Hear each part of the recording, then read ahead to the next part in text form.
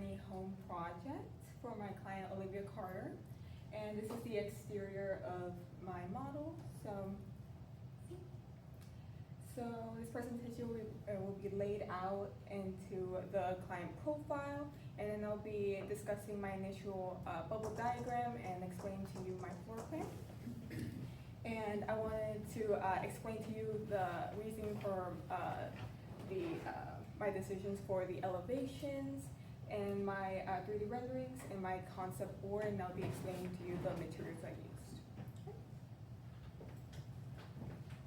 All right, so my client is Olivia Carter. She's 45 years old, and she is a school teacher, and she resides in Parkdale, Oregon. And this is a very rural area, so there's a lot of farmland, a lot of space for her to do her vegetation. And she is into farming, so I wanted her to have this space to be in her tiny home and be comfortable inside of it, while also doing her activities and do her passions as a gardener. And she wanted to have a light space, so she wanted a light color. She wants to have a lot of space inside the home, so I made sure to include many windows. And the color scheme for this tiny home is the coral pink, green, and pastel yellows, and a lot of wood. Because she's also into environmentally friendly practices, so I made sure to put in reclaimed wood and also solar panels for the exterior of the building. All right, so my initial bubble diagram, I wanted it to have a good flow of circulation. So entering in through the patio, it would be introduced to the living room, which I also wanted it to double as a reading nook, just to have that to conserve space, because this would be a 300 square feet home. So this one side would be 18 feet, and this side would be 17 by 10 inches. All right, and then going through the living room, you would go through the kitchen, which the kitchen island would also double as a office area and a place for her to use as a table for crafts and for her creative projects, and also for grading papers, since she is a school teacher. And going into the west side of the building, it would be the bedroom and the laundry slash bathroom. So I wanted the laundry to be inside the bathroom so that she doesn't have to go outside. Right? Okay, so this is the black and white floor plan and the rendering. So here you can see the colors more clear, that I wanted to have more pastel colors so that she would have that light space. And here you can see clearly the kitchen island would also double as also a storage area, which I'll be showing you in the 3D render. And there you go. All right, so getting into the north and south elevation. So coming in through the north side of the building, you can see the wall has enough space for her to put maybe a gallery or a collage so that she can hang up her craft projects. And she would have a single sofa that also has an ottoman that is movable, so she can use it as maybe a bed if she has a guest over, or if she wanted to use that space as a reading nook. And going into the bedroom, she has a single bed, and underneath the bed would be storage space in case you wanted to put in her shoes or more accessories. And whenever you walk into the home, this would be the first thing you see, would be the kitchen.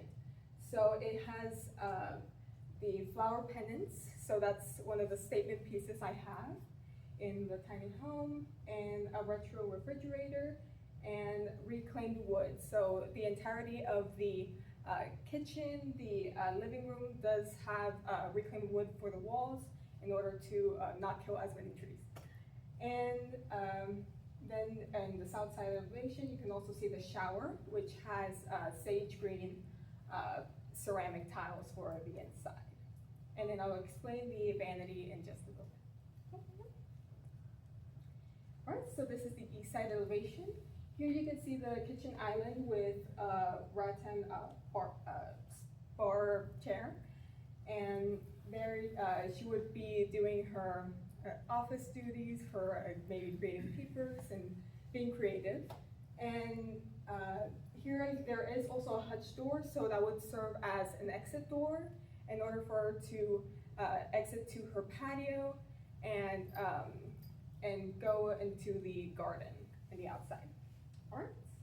And then the west side elevation, here you can see the front side of the bathroom. So there you can see the terracotta wall, and here you can see the washer and dryer. So I wanted the washer and dryer to be under the vessel sink, so that she wouldn't have to go outside, and maybe if it was raining, she would have to go out into the rain, so I wanted it to be inside. And there you can see in the bedroom, you can see the closet that is pretty compact, but is enough for all her clothes. Okay, so this is the 3D rendering of the floor plan with the walls elevated up. So here you can also see the view of the patio. And so she would be entering in through the north side. And if she was going to exit, she would exit through the hutch door. And there would be a little bit of space for her to put some decorative flowers or vegetation. And there would be a little patio right here so that if she had a guest over, she could sit there. And it would exit through her bigger garden. All right, so this is a 3D rendering of my living room and my kitchen. So here you can see there's enough storage area for her to put in her books, because she did want a reading nook, or like if she didn't have, if she wasn't motivated to read, she would have a TV right up opposite of the living room. And yeah, and then here you can see the exit door. It would have the cooktop and the sink and the microwave. Okay. Okay, so this is my concept board for the kitchen and a little bit of the living room as well. So here you can see the corduroy textile for the sofa, and the sheer curtains for in the back of the sofa for the living room. And this is the copper sink that you've seen in the 3D render. And then the square ceramic tiles are pastel yellow, and the cement flower pendants that are hanging from the horizontal beams. And there would be the reclaimed wood that would be surrounding the living room and the kitchen. And here would be the rattan chair for her little office space. Okay, and this is my schedule that includes the materials I used in my concept board, and it would just be the name, the manufacturer, and the location where it would be in the tiny home. And one thing I did add is the Smeg fridge. So it's a retro fridge with modern commodities. Okay. And this is the bathroom. So here I closed the doors for the vanities, so it would be a nicer shot. And the shower would have smaller tiles, so it would be less risky for her to go in, and it would be more slip resistant. And there you can see the terracotta walls and the mosaic flooring that fit the color palette of the home.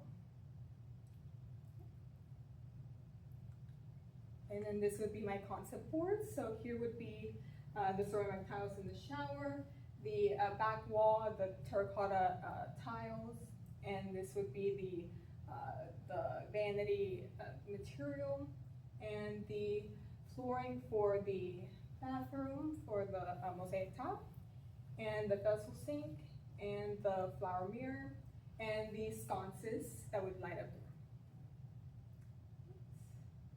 room. And it would also have open shelvings in order for her to put her little materials and equipment. And this is more information about the schedule, about the concept board I have for the bathroom. All right. Did any of you have any questions?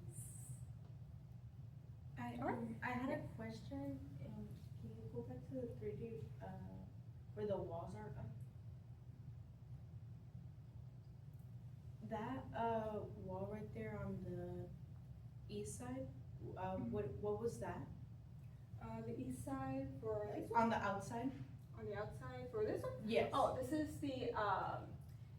the glass patio, so it's a decorative piece. Oh, okay. So it'd just be covering, so the neighbors wouldn't, Be be able to like see. prying in the privacy of her, because she is a homebody, so she doesn't want, she wants to be more secluded. So this is just so that, since the hutch door would be open, I just wanted to have that extra privacy for her. So, yeah, and you can go up to the first slide.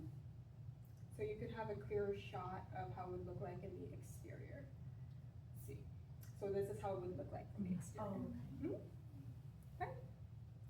And that's it. Fabulous.